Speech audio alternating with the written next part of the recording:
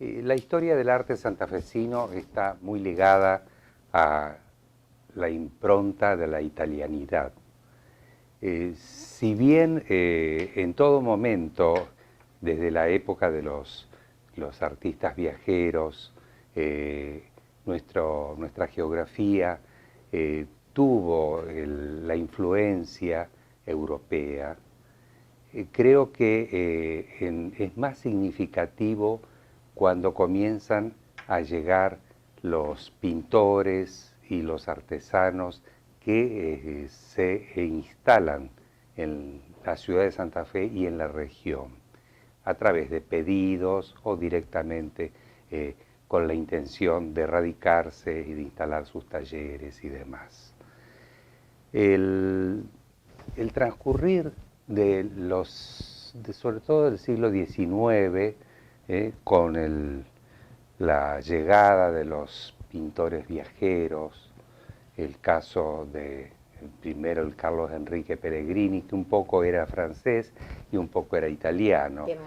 Piamontés, claro, y que vino, claro, en la época que todavía pertenecía a la zona a Francia, a la Saboya, y realmente es un artista entre comillas, porque él era ingeniero, y un ingeniero que no encuentra trabajo en la Argentina, y lo manda Rosas a hacer los primeros retratos en nuestra tierra, y por supuesto el principal retratado era Estanislao López. Posteriormente, en esos 3 meses que él reside en la ciudad de Santa Fe, la pinta también a la esposa de López, y al general Echagüe, que también será gobernador, y a su esposa, y al suegro de López, el protomédico Manuel Rodríguez. Consigno esto porque es importante, por cuanto en la región y en la ciudad naciente todavía no existía no solo el gusto por las artes y por la pintura, sino también prácticamente no se retrataba a la gente de la sociedad, de la política, de los diversos estamentos sociales. De modo que la presencia de López, así como después vendrá Amadeo Gras a pintarlo al hermano de López, también gobernador, pasará a Blanes, el pintor de Urquiza, habrá otros artistas, el caso mismo del importante otro arquitecto como Prilidiano Pueyrredón, que también viene a retratar algunas figuras del Santa Fe colonial. Realmente esas presencias son muy significativas porque inclinan a esa sociedad naciente a su gusto o por lo menos su interés por el retrato, por las expresiones artísticas que de alguna manera testimonien una época, o una época de una ciudad de cierta importancia dentro del ámbito nacional. Esa especie de fermento que se da en esa época del siglo XIX se refuerza cuando comienzan a radicarse los primeros artistas en nuestro medio, y el primer artista que se radica en Santa Fe es precisamente un italiano de Parma, Héctor Facchino, que realmente, si bien era un hombre que había andado en otras lides, había incluso estado con Garibaldi, había estudiado abogacía, etcétera, etcétera, pero evidentemente su formación y sobre todo su interés era por la pintura. Héctor Facchino instala aquí en Santa Fe un pequeño taller, modesto taller, donde, claro, en esa época, él llega en 1868 a Santa Fe. en esa época era como ciertas expresiones o disciplinas, como el piano para la mujer, también eran las labores y la pintura. Entonces asisten a su taller tres mujeres, de las cuales la que descuella y realmente realiza una obra meritoria y casi diría original, tanto desde el retrato como desde la composición de interior, es Sor Josefa Díaz y Clusella, es decir, Josefa Díaz y Clusella, que después entrará de monja. Díaz y Clusella realmente es una figura muy singular dentro del arte santafesino. Incluso el mismo Julio Pairó, el gran crítico argentino, la ubica en el libro de los 28 precursores de la pintura argentina, al lado de Carlos Morel, al lado de grandes figuras del arte, del naciente arte nacional. Ahora, ¿qué hace este señor Facchino? Este señor Facchino realiza lo que generalmente se ejecuta desde el punto de vista temático, digamos así, o iconográfico en esa época. Hace retratos, quizá uno de los importantes sea también nuevamente el retratado Estanislao López al pie de un ombú. Es una obra de tamaño mayor que se conserva en el Museo Histórico Provincial de Santa Fe. Hace un pequeño retrato de Simón Bolívar, evidentemente habrá sido a pedido, y sobre todo realiza numerosas composiciones de carácter religioso que están en algunos templos de Santa Fe y sobre todo en la iglesia del Carmen, el Purgatorio y el Naufragio, ¿no es cierto? También la presencia, así como decíamos de los pintores viajeros, la presencia de Facchino es importante incluso para el desarrollo del gusto estético en el medio, ¿no? Son figuras que si bien no sobresalen desde el punto de vista de no su formación, de su quehacer pictórico, su quehacer plástico, porque tienen su limitación, no son grandes artistas, si bien quizá en el caso específico de Facchino las composiciones más de tipo muralísticas, es decir, los cuadros de dimensiones importantes, se explaye con mejor naturalidad, digamos, si no está un poco restringido, un poco limitado.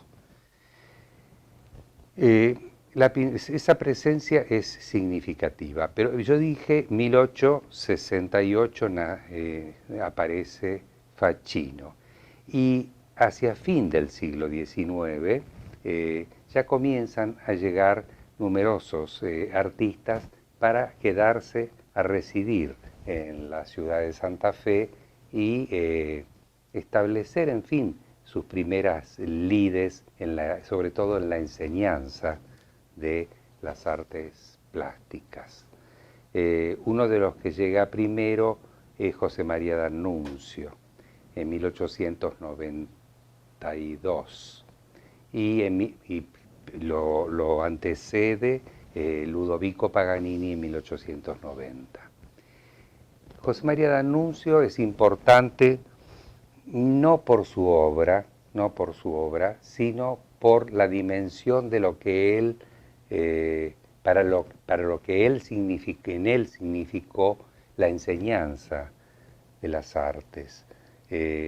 Fue el primero que, si bien comenzó haciendo mapas para el gobierno, para las esferas de mando, digamos, enseguida se perfiló y se lo interpretó así como un buen maestro para enseñar composición, las teorías del claroscuro, número de oro, en fin, todas esas perspectivas desde las leyes de la perspectiva, etcétera, etcétera, y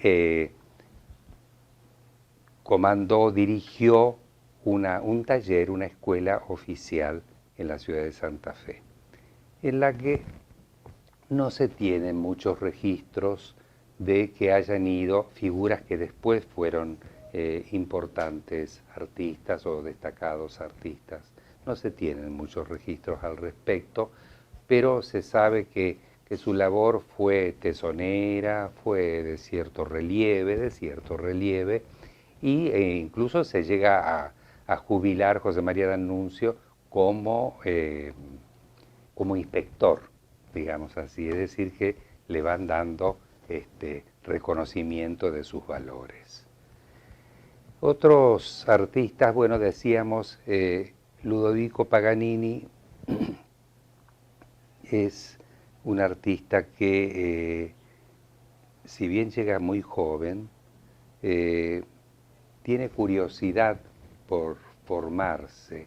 Es el único artista de esas generaciones. Él es de la primera generación de pintores santafesinos. Es el único artista que va a 3 talleres. Va al taller de D'Annunzio, va al taller de José María Reinares, al cual prácticamente van casi todos, en español, que van casi todos los artistas de importancia durante 30, 40 años de Santa Fe, y asiste también a el taller de Cingolani. Eso habla muy bien incluso terminó Paganini, tomando enseñanzas y preceptivas de parte de otro italiano que en Santa Fe fue muy, muy singular y de gran protagonismo, que fue Francisco Marinaro, y que trabajó junto a Juan Cingolani. También fue y intercambió conceptos de la plástica y demás con Marinaro. En esa época, decíamos, comienzan a aparecer los talleres de pintura, las escuelas privadas, que cumplen evidentemente un vacío, llenan un vacío que existía en la zona, y que ya no van las señoritas a aprender a dibujar, sino van no solo los varones, sino van gente con deseo de formación artística, puntualmente. Hay dos academias, como se las llamaba, hay 2 academias. Yo a veces digo talleres porque lo de academia es más ampuloso, pero ellos le llamaban academia. Hay 2 academias de españoles, una la de José María Reinares y la otra la de Cabedo. Son después Cabedo va a trabajar con Reinares a los últimos años, pero son 2 academias fuertes, de cierta importancia. Yo he hablado décadas atrás, con algunos de los que frecuentaron esas academias, y les restaban valor, desde un Zapata Goyán, un Estrada Bello, el mismo Supisiche, que fue muy poco a la academia, les restaban valor. De todas maneras, yo creo que fueron verdaderos encauzadores de gente que deseaba expresarse a través del arte, y si no hubieran sido como pajaritos sueltos, digamos, ¿no es cierto? Pero de modo, las preceptivas incluso creo que se daban bien. Lo que pasa es que no se formaban artistas, el artista se forma solo, ¿no? Pero de todas maneras, bueno, cumplieron su función en Santa Fe. El caso de, por ejemplo, generalmente estas academias o estos talleres funcionaban interdisciplinariamente. El caso mismo de D'Annunzio, que trabajó con otros dos italianos, con Pablo Pellegrini, que también tenía un hermano que pintaba, y con Cipriano Ceppi, ¿no? De modo que se amalgamaban ahí, digamos, más que criterios, formas de enseñanza y bueno, directivas y disciplina, porque el aprendizaje de las artes visuales, como todas las cosas, exige rigor en la disciplina para aprender lo que son el manejo de los medios y el uso de los valores. Otros artistas italianos que hacia la época tuvieron su importancia es el caso de Virginio Pozzi, un italiano que muy medido en su expresión. Hay algunas obras de él en el Museo Municipal de Artes Visuales y en el Rosa Galisteo de Rodríguez, más paisajes de medida resonancia, y fue significativa su presencia en cuanto a que trabajó en la naciente Sociedad de Artistas Plásticos Santafesinos, que se creó en 1927. Y Virginio Pozzi fue uno de los primeros presidentes durante varios periodos. De modo que su importancia, incluso a través del diálogo, el diálogo formativo, etcétera, etcétera, tuvo su presencia. La llegada a Santa Fe de un artista de una formación excepcional, como lo fue Juan Cingolani, evidentemente movilizó el ambiente. Era un hombre que venía después de haber trabajado durante muchos años en Roma, en el Vaticano, había sido el artista preferido del Papa León XIII, había trabajado porque era también un hábil restaurador, había trabajado en una de las tantas restauraciones del juicio final de Miguel Ángel, era un hombre en la Cámara Rafael, había trabajado en el Vaticano, era un hombre con expresión propia también. Lógicamente, hacía las escenas místicas y digamos, eglógicas de la época en que se imbricaba lo histórico con lo mítico, en fin, Torcuato Tasso, la Academia, etcétera, etcétera. Numerosas obras de importancia e incluso que fueron adquiridas por gobiernos extranjeros, hasta en Turquía existían obras de Juan Cingolani cuando él llega por pedido de su familia a la ciudad de Santa Fe. Y aquí abre su academia,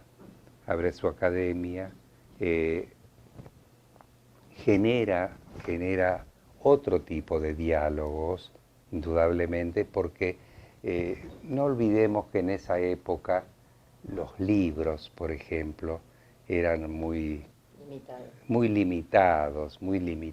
Estamos hablando de 1900, la década del 20. Claro, la década del 20. Limitados y bueno, y había que acceder a ellos, ¿no es cierto? También el acceso en sí no era fácil, ¿no? Desde una ciudad del interior del país, etcétera, los viajes eran uno en la vida, si uno viajaba a Europa, era el viaje a Europa y ahí se concluía todo, no había un segundo viaje. De modo que el diálogo, la apertura con Cingolani fue significativa en Santa Fe.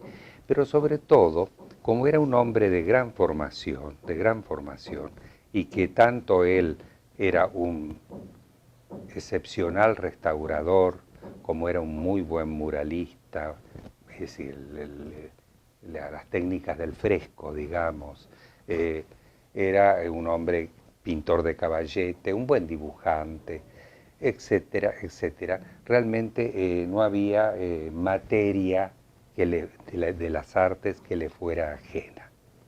No obstante, al año siguiente de llegar él, llega a Santa Fe otro italiano, que es Francisco Marinaro. Y con Francisco Marinaro ellos generan una dupla, diría yo, muy feliz y positiva, porque trabajan juntos en la gran cantidad de obras y pedidos y solicitudes que les hicieron desde la curia y desde los templos santafesinos. En los jesuitas, él pinta en 1936, cuando se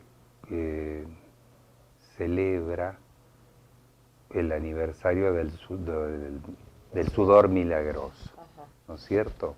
Y es otro Cingolani el que pinta eso. ¿Sí? Me refiero, sí, es una pintura aligerada, es una pintura muy iluminada, no tiene los juegos de claroscuros y demás, las figuras están como muy hieráticas, ¿no? Hieráticas y muy retratadas, ¿no es cierto? Duras. Él coloca en ese cuadro, en ese mural coloca figuras como a Monseñor Fasolino, a varios, incluso está él mismo también retratado, así como se acostumbraba en la época del Renacimiento, ¿no? Sí, en el 36, entonces puede haber muerto 3 años después. Sí, la verdad que ahora usted me puso en duda, pero creo, porque estuve buscando las fechas por este problema. Yo no recuerdo de la muerte de él, no lo conocí, por cierto. Él llegó aquí cuando tenía 50 años ya. Claro, sí. ¿Llegó a comienzos de siglo? No, el 20 más o menos, 18, el 20, sí. Claro. Sí, incluso, claro, no trabaja muchos años, trabaja 20 años aquí, aproximadamente, ¿no? De todas maneras, la impronta de Cingolani es muy poderosa. ¿Y Marinaro hasta cuándo? Y Marinaro está como hasta el 50 y tanto, que después se va a vivir a Rosario, ¿no? Yo tengo el material y lo ofrezco. Lo ofrezco.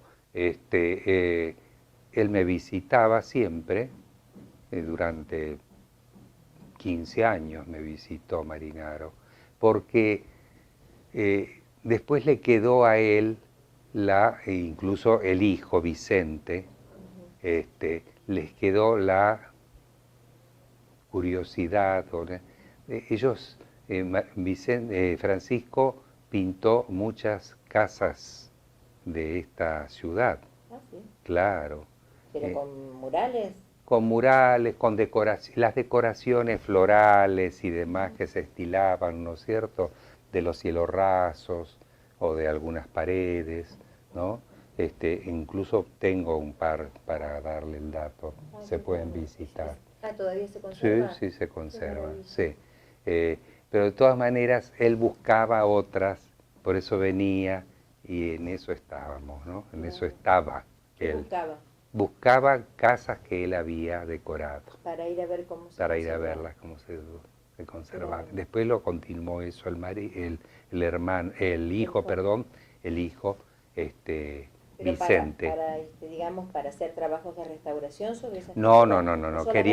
Quería registrarlas, claro, esa era la intención, ¿no es cierto? ¿Y Vicente hizo algo? Vicente tenía la intención de publicar, pienso yo, que tal vez por eso me facilitaba esos materiales, no lo sé, no lo sé. De todas maneras falleció hará unos 5 años, 6 en la ciudad de Rosario, muy anciano, muy anciano. Bueno, ¿Y usted va a publicar ese material? No. ¿Por qué no? Yo tengo muchísimo trabajo y muchísimas perspectivas y demás. Se lo facilité a Lidia Ferré. Se lo facilité a Lidia Ferré, que publicó algo.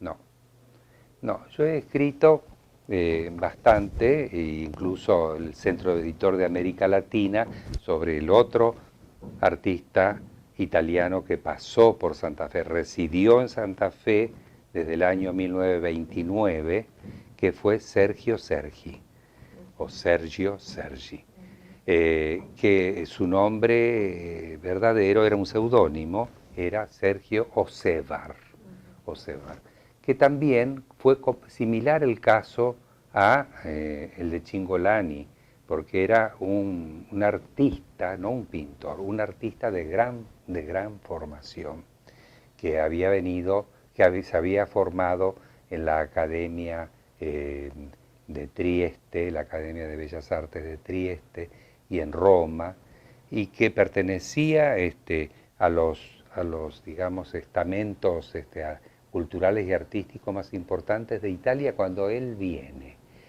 Viene porque está todo el cambio, incluso después de la primera guerra que él combatió, en la primera guerra, Sergio Sergi, quedó como, voy a usar una mala palabra porque no me sale la otra, como húsar del ejército, como un capitán del ejército y demás.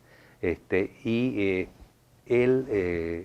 en esa época en Italia, digo bien, bueno, después va a ser Italia, ¿no es cierto? Él trabaja, incluso participa de bienales, de las primeras bienales del siglo XX, como xilógrafo, como artista del grabado. Pero realizaba pinturas y sobre todo era un hábil restaurador. Llega a la Argentina y curiosamente este hombre no encuentra trabajo, se ubica en estancias del sur de Buenos Aires y después en la provincia de Santa Fe como domador de caballos, como cocinero de estancias, y finalmente Sergio Sergi termina en una agencia de publicidad en la ciudad de Buenos Aires, una agencia de publicidad que se llamaba Pum en el Ojo, que es la que hizo, entre otras cosas, La cabeza de Geñol, y que puede no ser ajena a la mano y el ingenio de Sergio Sergi.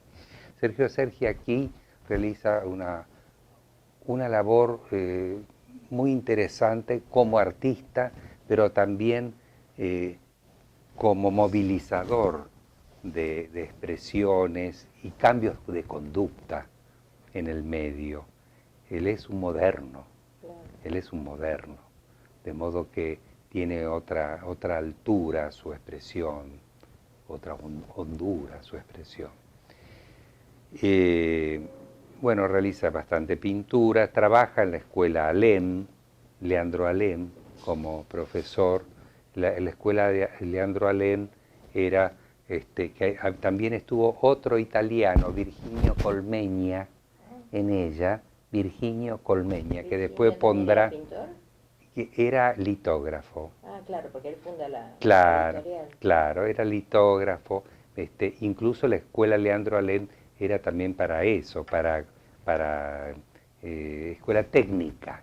Claro. No era una escuela de arte, escuela técnica. Después, cuando Sergio Sergi lo deja a su Pisiche como su sucesor, porque se va y demás, bueno, ya empieza a tomar una faz más artística, más dentro de una estética productiva, ¿no es cierto? Y bueno, Sergi trabaja unos pocos años como restaurador en el Museo Rosa Galisteo de Rodríguez y después realiza su propia obra, la obra grabadora tan excepcional, pinta algunos retratos magistrales, el retrato de Zapata Goyán, el retrato en etnográfico, el retrato del doctor Virasoro, un retrato que he estado trabajando yo para hacer la iconografía que no existe, de Estanislao López, un retrato de López, que está en el Museo Julio Marc de Rosario, muy interesante porque es un retrato de pie, de figura de pie, de cerca de 2 metros de altura, evidentemente por pedido, ¿no es cierto? Trabajo por pedido. Y bueno, está aquí unos 17, 18 años hasta que finalmente se radica en Mendoza, zona cuyana donde realiza una labor interesante en la escuela de arte y donde fallece. Los artistas italianos tienen hacia la década del 40, aquí en la ciudad de Santa Fe, una presencia también muy singular, cual es la de José Domenichini. José Domenichini va fugazmente al taller, a la academia de Cingolani, y es un pintor casi cabría, si bien pasa por la Escuela Mantovani. Claro, porque la Escuela Mantovani se crea en 1940 y él es de la segunda generación de pintores santafesinos. ¿Algunos de estos pintores que usted me mencionó están en la creación de la Mantovani o constituyen sus primeros profesores? No, porque la Escuela Mantovani se consolida a través de artistas que vienen de afuera. Son artistas que Mantovani trae de Buenos Aires y algunos de Rosario, caso de Gustavo Collet, ¿no? Después de varios años, sí, van a comenzar a incursionar en la docencia en la Escuela Mantovani, pero los primeros años son profesores. Después también viene de Buenos Aires Raúl Shurgin, pero son pintores o artistas que son traídos. Claro. Sí. Domenichini va a ser profesor de la Mantovani, ¿no? Sí, fue profesor de la Mantovani. Sí. Y fue un artista proteico, porque realmente su obra tiene una cantidad de etapas, de evoluciones que sorprenden. Él era un pintor académico de buena factura, nada del otro mundo, de buena factura, tenía conocimiento de la disciplina pintura, sabía hacer un cuadro, sabía de composición, sabía de color, la teoría del color, etcétera, etcétera. Le faltaba tal vez un poco de ángel, ¿no? De todas maneras, su obra se fue. Él era un inconformista, de modo que para él nunca estaba bien lo que hacía, no, pero esto, pero aquello, y después fue evolucionando, llegó a la abstracción, llegó a ser un pintor abstracto, llegó a ser un pintor informalista, llegó a ser un pintor concreto, de modo que tomó etapas no figurativas, realmente que en Santa Fe nada que ver. Todo en la época en que acá estaba fuerte la escuela del litoral, ¿no? Sí, mucho el río, ¿no es cierto? Mucho el río y mucho la impronta de la región, de la geografía, ¿no? ¿Y él autóctona. Sí, lo hizo tratamiento. poco, pero lo hizo. Pero sobre todo hacía la composición de interior, ¿eh? Esas composiciones con frutas, con elementos. Era un buen retratista, pero no cultivaba mucho el retrato. Era un buen retratista. Pocos retratos hay de él, pocos retratos. Buen retratista. Y ya digo que durante 20 y pico de años, los últimos años, él trabaja en eso, en la no figuración, ¿no? Cosa que sorprende, ¿no? Porque habla de una, más que de un inconformismo, de una vitalidad expresiva muy Claro. singular, muy Son extraña. muy extraños y muy bellos las gradaciones de colores en Domenichini, ¿no? Los verdes, por Sí, ejemplo. sí, sí. Él cromáticamente se movía bien, con seguridad, digamos. Le faltaba, vuelvo a repetir, tal vez un poco el ángel, que ¿Qué es el ángel para usted? el ángel es algo propio, la huella digital, la huella digital de un artista, que diga, esto es de. Es decir, Paganini, si bien Paganini era un tardío impresionista, tardío, el impresionismo va de 1874 a 1886. Paganini pinta a la manera de en 1940. Claro. Es con esos Sobre todo espátula él espátulas, usaba, ¿sí, se no? usaba mucho el movimiento de espátula. eh, si no queremos decir impresionismo, digamos post-impresionismo, Claro, ¿no? Pero esa era su manera, claro. era Ahora su también manera. incursiona en lo abstracto Paganini, ¿no? ¿No? Yo desconozco, Ah, me parecía que tenía. desconozco totalmente. Claro. Bueno, entonces estoy confundida con No, Domenichini. desconozco totalmente. Claro, Puede haber hecho algún planteo, claro. alguna composición abstracta, no la conozco. Pero de todos modos él es como que genera cierta resistencia en los pintores locales con ese impresionismo. Me imagino que acá No lo había sé, una, no lo ¿no? sé, Había como una tendencia más bien no lo al sé. óleo y a la acuarela, ¿no? Sí, pero no lo sé. Eso. Digamos, hay otros pintores que también incursionan o él queda como una figura un No, poco... hay otros pintores, hay pocos, pero es decir, él es lo que hace, lo hace bien. Claro. Lo hace bien y con vigor, con fuerza. Este, ¿Y incluso, genera cierta tradición o no, no? no, No, no, queda así como, no, como, aislado, como un solitario. claro, Sí, hay algún otro, sí, pero el que se destaca es, indudablemente, es Paganini. claro. Es Paganini, sí. Eh, el paisaje siempre, eh, limita, condiciona al artista y a veces le hace producir un arte de noria. Termina, ¿qué? Imitándose a sí mismo. Tenemos ejemplos que no los voy a nombrar, pero que usted los conoce. Sí, claro, Terminan imitándose a sí mismos, no pueden salir. claro, Este, recrean ese paisaje, pero siempre está ese trasfondo geográfico claro, claro, limitando. Porque a lo mejor ese paisaje lo podrían volver como una carga onírica o una manifestación surreal, no alcanza. El que más, dentro de lo mágico, pero más que de lo mágico, de lo metafísico, es su Pisiche, sin ninguna duda. claro. Por eso toma otro, Otro vuelo, otro vuelo. claro, Pero de todas maneras, siempre está el paisaje claro, y el hombre que habita ese paisaje.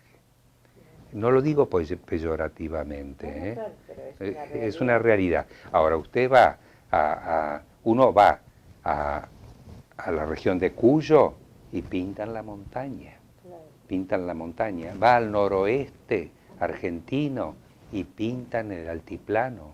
claro. O el Pint- mar Sí, pintan el altiplano, pintan la cosa silente, ¿eh? Ese estado de lo mineral. Es Y en el decir, caso de Domenichini, quizás era para escapar de eso, o era por yo, necesidades de búsquedas yo, expresivas. no, él era un inconformista, vuelvo a repetir. Yo he hablado bastante con Domenichini y él era un hombre que nunca estaba de acuerdo con lo que hacía, ¿eh? Claro. ¿No? Tenía mucha autocrítica, tal vez de los que más tenía autocrítica aquí en Santa Fe. Yo he hablado con los que pude tener cerca Bueno, vivos, pero usted he es hablado, una autoridad, porque no, ha he tenido... hablado con todos, Claro, con Chingolani no, pero claro. he hablado con la mayoría y él era el más autocrítico respecto de lo que hacía. No estaba de acuerdo, no estaba de Y acuerdo. muy prolífico, ¿no? Mucha Muy obra. prolífico. En mi casa paterna teníamos 3 obras de él grandes, importantes, compradas, adquiridas.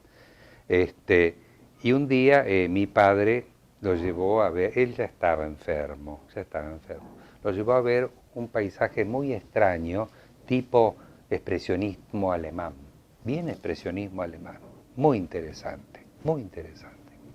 Yo todavía la tengo esa obra. Y él dijo, no, esto no lo hice yo. Entonces mi padre le dijo, pero mire que, no, doctor, yo esto no lo he hecho, no es obra mía, ¿no? Era un óleo, bien expresionismo alemán, un paisaje oscuro y cargado, tenebroso y cargado de materia, muy buena obra, con vidrio, un óleo con vidrio, y decía, por cierto, Domenichini, ¿Y por qué lo negó? porque no se reconoció, no estaba bien ya de salud, Claro. él ya tenía un poquito él terminó con problemas mentales, Claro. sí, pero no se reconoció. Ocurre en muchos artistas, ocurre. ¿Y en vidrio qué? ¿Qué había hecho en vidrio?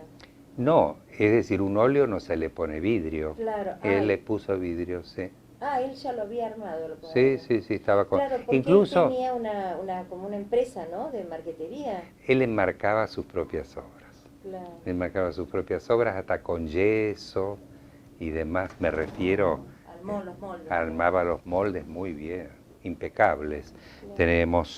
Tenemos todavía, porque sí, está en venta, pero todavía un paisaje de la isla, un paisaje de la isla muy bueno, grande como esta mesa, un poco más, con el marco francés hecho por él, que queda bien, un marco francés con yeso y demás.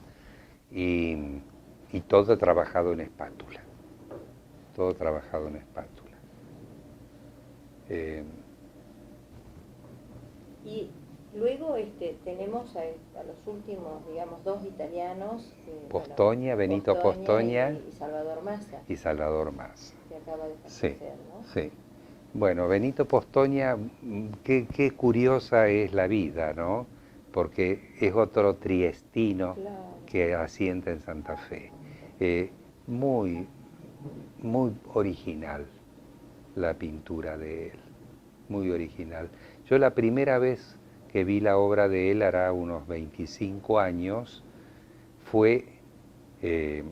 yo tuve 30 años la columna del diario El Litoral, desde 1962 a 1990, 30 años.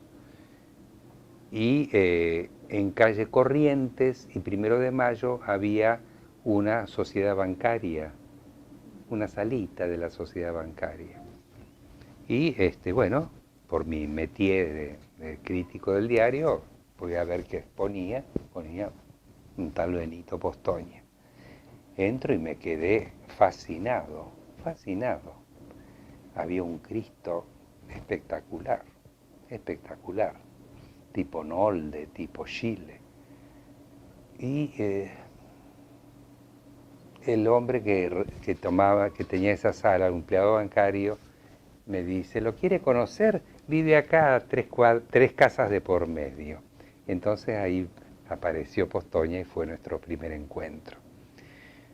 Yo le conozco, sí, toda la obra de él, salvo la que tiene allá en Italia, ¿no? Pero la de Italia es parte de la que de acá que la llevan a su tierra. Es muy singular, indudablemente es un pintor netamente europeo, es bien europeo, su raíz, incluso se hermana con ciertas corrientes italianas, la del Novecento que se llama, corrientes anteriores, pero que él le da su matiz, es muy, muy original su pintura. El trabajo que hace sobre el cuerpo, ¿no? Sobre el cuerpo, claro, las articulaciones, sí, como casi, la forma, de forma para formar los cuerpos, ¿no es cierto? De alguna manera, ¿no? Desarticula los miembros. Pero no hay tintas gruesas en su pintura, digamos, amargas, patéticas, sino es un cuadro de costumbres, con claroscuros, pero que resulta atrayente, que no resulta rechazable, digamos, ¿no es cierto? Esa pintura doliente, no, la de él no es una pintura amable, pero es una pintura que se puede disfrutar, digamos, ¿no? Y el caso de Salvador Massa, realmente fue un hombre de una generosidad asombrosa, realmente. Él se prodigó a la comunidad desde su capacidad como restaurador. Realmente hizo en nuestro medio y en la región una labor realmente tesonera, maravillosa, que nunca terminaremos de reconocerle, porque tanto en templos, en colecciones particulares, en los museos, su disposición para tratar de salvar obras de acuerdo a sus posibilidades. Él se formó en Florencia, se formó en Roma y se formó en la Argentina a través de un taller que se llamaba Tarea de la Academia Nacional de Bellas Artes. De modo que su formación, es decir, habrá gente que dirá, eso no está bien restaurado. Bueno, cada maestrito con su librito, pero creo que él hizo una tarea noble. Después, como gestor cultural, tuvo también un camino muy bien llevado, realmente durante casi 30 años rigió los destinos maravillosos de la Asociación de Artistas Plásticos Santafesinos. Nunca se le terminará de agradecer todo lo que hizo por la Sociedad de Artistas Plásticos Santafesinos. Y fue el primero que dirigió el taller de restauro de la provincia, de restauraciones de la provincia, que después se dejerarquizó y quedó como taller de restauraciones del Museo Rosa Galisteo de Rodríguez, pero era taller de restauraciones de del patrimonio de toda la provincia. ¿Y funcionaba dónde? Funcionaba en el Rosa Galisteo, pero era sí, provincia. Y llegó a tener 6, 7 restauradores. Una cosa de mucha importancia. ¿En qué época? Que otras provincias entre el 75 y el 90, 92, que otras provincias. Con la democracia se fue jerarquizando, Él se jubiló hará escasamente 3 años, 4, pero ya lo habían puesto como taller de restauraciones del Museo Rosa Galisteo. Es decir, que tiene que restaurar nada más que el patrimonio, y aún así, yo tuve una experiencia muy mala este año con ese tema, muy mala, que Porque prefiero no hablar. y iba a ser yo una gran muestra de Ajá, todas las 24 salas por los 100 años del arte abstracto. ajá.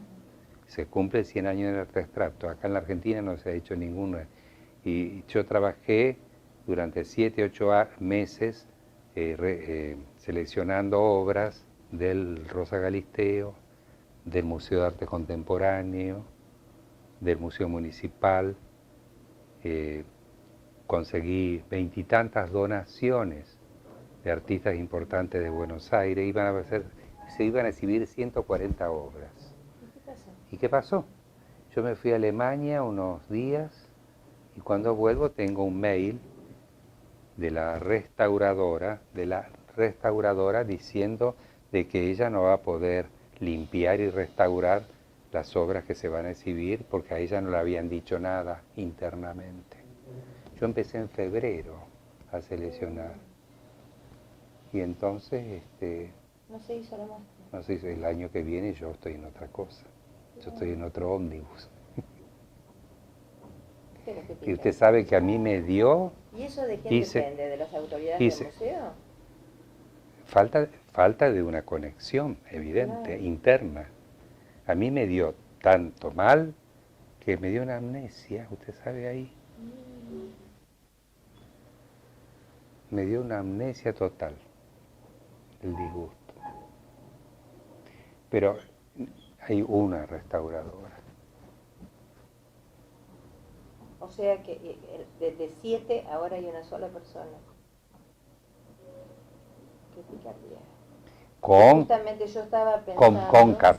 con poca capacidad de trabajo, evidentemente, ¿no? Porque las obras que había que restaurar o limpiar eran 30 y tantas o 40 y tantas. ¿Cuánto lleva limpiar o restaurar una obra? A veces un mes, depende.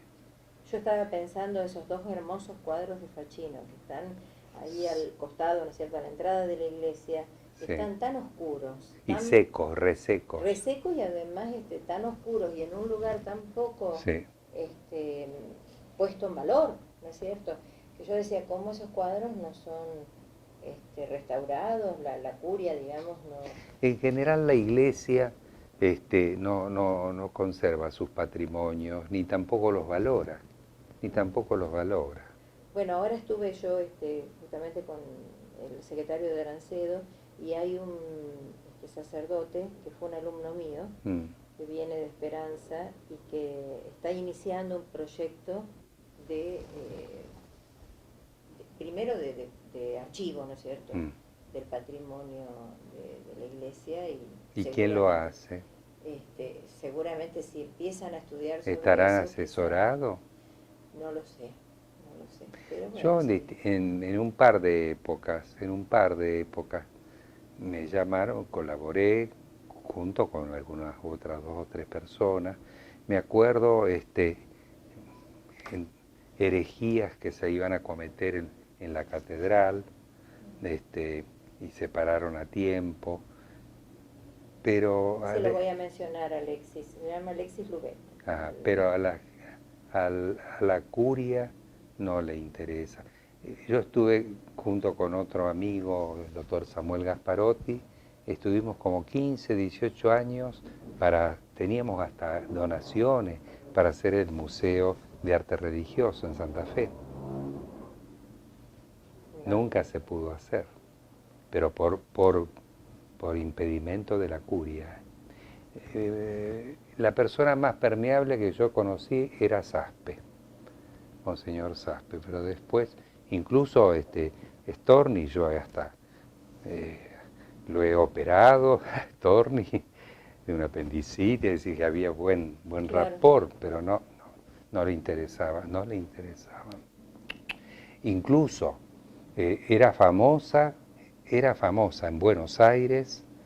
¿Usted conoce la obra de Esquenone, de Rivera? Claro, sí. Bueno, Esquenone de Rivera siempre me hablaban de la platería de la Catedral de Santa Fe. Y esa platería no existe. ¿Desapareció? Se ha vendido hace varios años. Uy, Dios mío. Las fuentes así, las patenas, todo. Por favor. Están los libros, ¿eh? En Sí, los bueno. libros está. En Claro, los libros de pero historia del ¿por arte qué los está. santafesinos destruimos tanto, No, en Córdoba también, ¿eh? No, en Tucumán, Dios me libre. Yo voy bastante a Tucumán. Sí. Es como un querer cancelar la historia, ¿no? A lo mejor No es sé, no sé, no sé. Por ejemplo, los dominicos hicieron un pequeño museíto, no sé si lo conoció Adriana, No voy a muy ir a Tucumán. lindo. Ahí mismo en el Claro, convento. hicieron un hermoso museíto en todo el patio techado, la galería de la derecha. Muy lindo, había buena imaginería y demás. Vendieron todo, vendieron todo. En la época del proceso, yo he sido muy, muy amigo de Zapata Goyán, de visitarlo semanalmente. Y un día me entero que el altar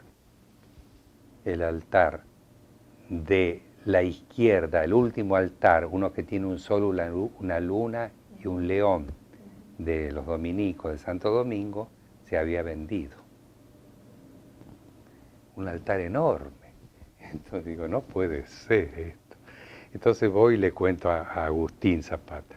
Digo, Agustín, se vendió el altar así, así, asado. Venga, vamos a hablarlo al gobernador. ¿Qué vamos a ir a hablarlo al gobernador por esto? De Simoni, que era un encantador, era de Simoni. Y fuimos y entramos enseguida y le dice el secretario, ¿y está el gobernador? Sí. ¿Y está ocupado? Sí, pero enseguida los va a atender. Bueno, pues entramos, qué sé yo, y dice, ¿a qué vienen ustedes dos? Entonces dice, no, porque en Santo Domingo parece que terminan de vender un altar así, así, asado. Miró así, se sonrió, agarró el teléfono, habló a Buenos Aires, habló. Y medio gritaba, que colgó y dijo, bueno, ya está. Y es la última vez que ustedes dos vienen por una cosa así. Dice, ¿quién lo había comprado? No sí, era para el Museo de Arte Hispanoamericano, el Fernández Blanco. Era para el Fernández Blanco. Bueno, como eso, en la iglesia cerca de mi casa, la Catedral Nueva, había un niño Jesús así también. Un día le digo al padre catalano, ¿y el niño Jesús dónde está? Ah, lo están restaurando. Ah, pero hace como un año que lo están restaurando. Nunca apareció más, lo vendieron. Qué tristeza. ¿Nos quedó algo de italianos?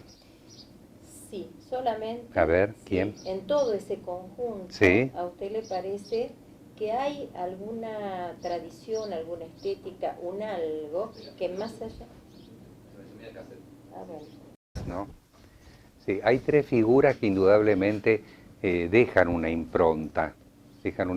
Si bien no han tenido seguidores, si no han tenido seguidores o discípulos. Una es la figura de Juan Cingolani, sin ninguna duda, es muy, muy testimonial y muy fuerte dentro de cierto momento del arte santafesino, de cierto momento. Y las otras dos figuras, curiosamente, proceden del mismo lugar geográfico y son los dos triestinos. Es decir, Sergio Sergi para mí también deja una impronta poderosa, generosa, mueve conciencias, moviliza conductas estéticas, y finalmente Benito Postojna. Son tres artistas en que lo itálico tiene deja traslucir algunos perfiles. En el primero, en el caso de Cingolani, lógicamente dentro de lo clásico, ¿no?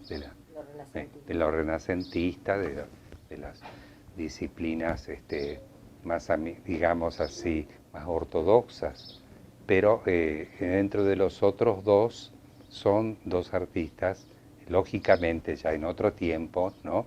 Más modernistas, y que tienen su indudablemente huella digital de lo italiano, de esa cosa meridional, en fin, ¿no? Europea. Y en sí, digamos, el patrimonio que han generado todas estas figuras para Santa Fe, la destacan en el concierto, o sea, ¿es reconocida por la presencia de estos pintores? Sin duda, sin duda. Yo diría, ampliando un poco, en la provincia, porque en Rosario pasó algo similar también. En la ciudad de Rosario, en el sur provincial, pasó algo similar con las academias y con los primeros capítulos del arte rosarino. En Rosario también fueron los italianos quienes más dieron su testimonio artístico y su, en fin, su camino de enseñanza y de disciplina estética. De modo que lo que ocurrió en Santa Fe, que por cierto, en tiempo anterior, con posterioridad, en los años 30, 20 y pico, 30, se dio en Rosario. Se dio en Rosario, donde tal vez el mayor, digamos, la mayor dimensión demográfica y sobre todo el poder económico de la región sur le dieron otro impulso. Es decir, sin generar paralelos, que no me interesa hacerlos, Rosario despegó de otra forma, quizá también en relación a su cercanía con Buenos Aires. ¿Y quiénes serían los nombres potentes de Rosario? Bueno, hubo toda una generación de artistas, Gaspari, Candia, y todos artistas italianos, ¿no es cierto? Que realmente cimentaron la pintura rosarina y del litoral. Y después advinieron grupos artísticos, grupo Nexus, hubo varios grupos. Entre ellos, bueno, está la presencia muy importante de Berni, de Antonio Berni, y desde el punto de vista de la escultura, de Lucio Fontana, que realmente movilizó conciencias, ¿no es cierto? Ahora, después aparecen grupos, como el caso del grupo Litoral, que fue muy importante, con figuras como Juan Grela, como Leónidas Gambartes, como Uriarte, Ottman. Pero ya no eran italianos. No, eran italianos, o eran hijos descendientes de italianos. Y aquí en Santa Fe no se destacó, sacando a Marinaro, digamos, en el trabajo escultórico, ¿no? ¿Hay alguna figura de algún escultor italiano que...? Sí. Está el ceramista, bueno, un escultor que vino, que su obra fue modesta, pero que creó el taller de cerámica de La Guardia, fue Alfredo Dauría. Él era italiano y vino aquí a tratar de trabajar dentro del arte, ¿no? Él creó el taller municipal de cerámica de La Guardia, que realmente en los años que él fue director, unos 12, 15 años, tomó plano nacional la importancia de ese taller. e incluso llegó a tener una de las piezas que hizo uno de sus alumnos, un bigois, tuvo el premio del Fondo Nacional de las Artes en todo el país. Hay un Dauría, después está Seville, que también es Seville, es un escultor interesante. Y hay un ceramista que en este momento no me sale el nombre, que fue profesor de cerámica de la Escuela Mantovani, italiano, venido a Santa Fe. Buen ceramista.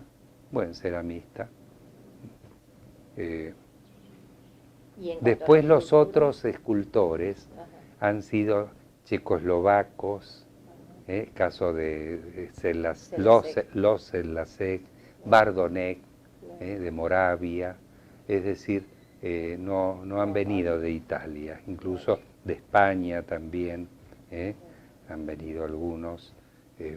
Italianos en este momento me interesaría recordar el nombre del ceramista, pero bueno, la memoria a veces lo que pasa es que son muchos nombres. Y la verdad que ha sido muy generoso, ¿no? Porque toda la información que yo no soy especialista, no sé, ya podemos cortar, ¿no es cierto? Sí, tenemos material. Buen material. Claro, yo la verdad que no soy especialista en arte, me estoy acercando